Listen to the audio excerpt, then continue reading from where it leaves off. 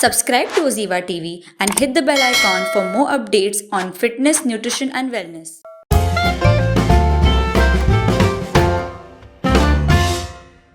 Hello everyone, welcome back to another episode of Conversations with Oziva, your go-to podcast for all things health and nutrition. आज हम एक जानी मानी dermatologist, hair transplant surgeon and aesthetic physician के साथ बैठे हैं. It gives me immense pleasure to welcome Dr. Geetika Srivastava to our show today. Thank you so much, ma'am, for being with us. Thanks for having me here, Chaya. The pleasure is all mine. I'm so happy to have you here with us today. Today, what I want to talk to you about is, I think, something which affects over 50 to 60% of the Indian population in some form or the other.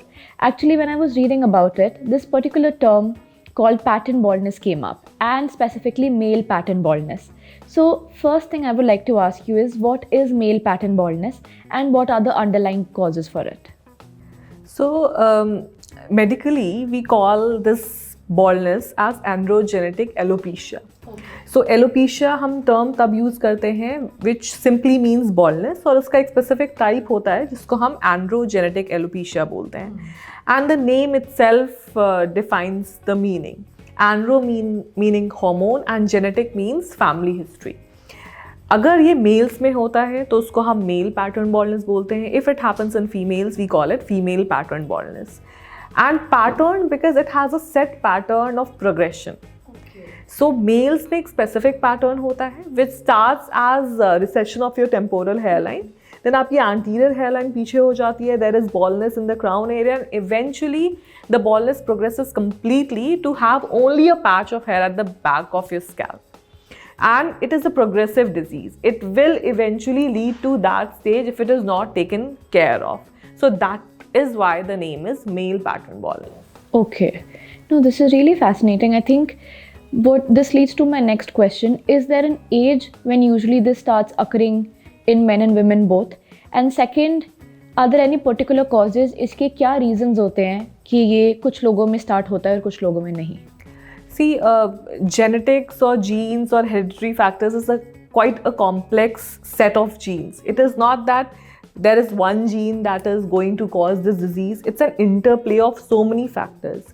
To start with, अगर आपकी family history है, चाहे आपके mother side में या father side में of baldness, either thinning of hair or complete baldness, then you are more prone to this kind of disease.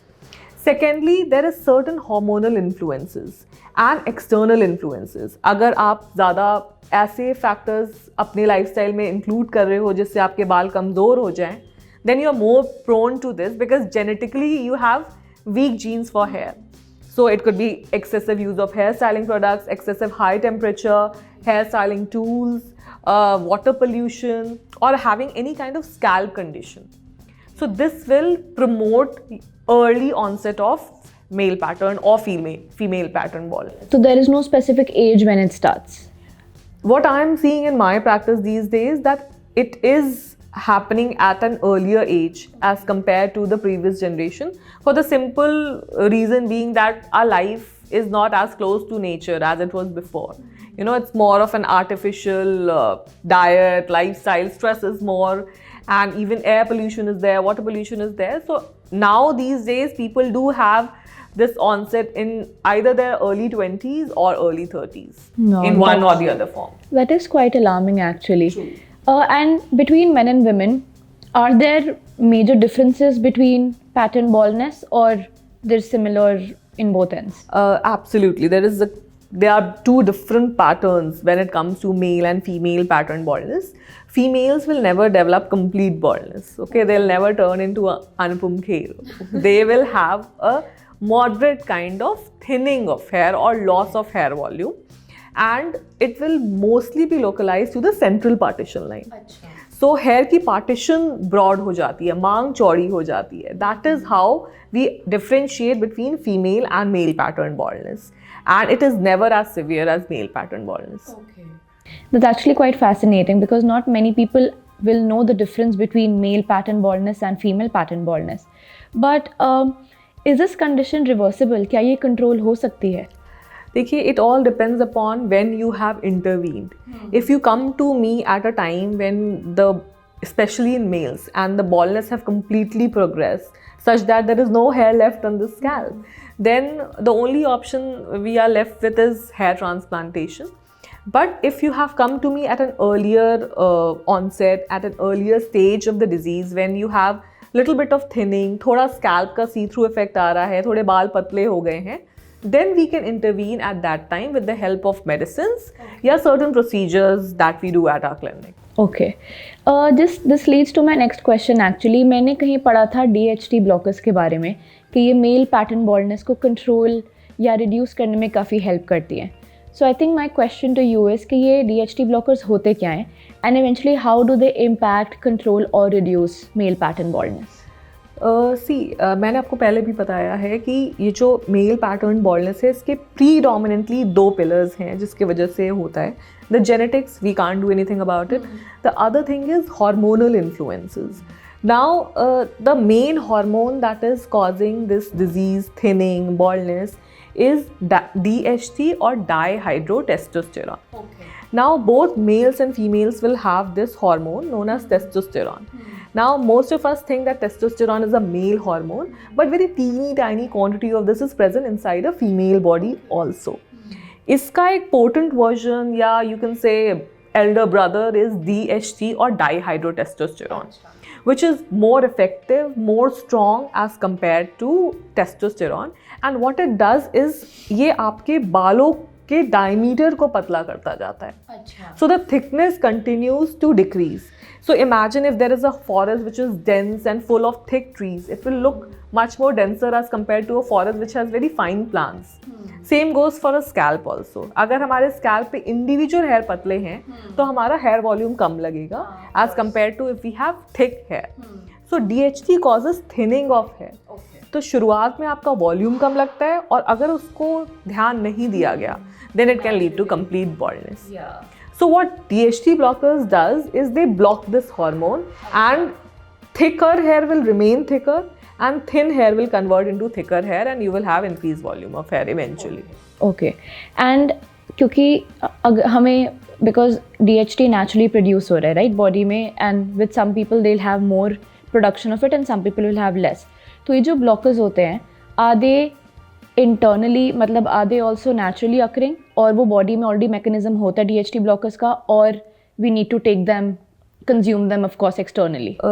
Most of them it has to be consumed externally. There are certain prescription medicines जो कि आपको doctor के पास जाकर लेनी होती है for the simple reason that the dosing in males and females is different. And there are certain side effects related to it that we have to discuss with the patient before we prescribe them. And then there are certain plant-based DHT blockers also that can be taken but under the guidance of an expert. No, absolutely. I think this is very helpful, especially for people dealing with something like male pattern baldness or female pattern baldness. It's really good that you mentioned plant-based supplements as well. Here is where I would like to recommend to all our viewers the Oziva hair vitamins, which actually is rich in DHT blockers and omega-3 as well. Both really good for our hair growth. No, absolutely. I think taking cue from this question only, where does a diet come into the picture? What role does a diet play to reduce impact or eventually, influence male pattern baldness? So you will continue to take all the food that you take to control hair fall that we have already discussed before. But when it comes to male pattern baldness, there are certain natural sources of DHT blockers, which like you have mentioned that in Oziva, all those components must have been included.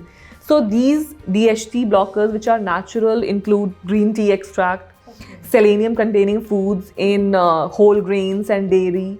Even soya and soya products are rich in natural DHT blockers. So they can be consumed. Okay, again very fascinating. And any particular do's and don'ts which you would like to recommend to our viewers as we wrap up this conversation? So you're already having those genes that are weak for hair.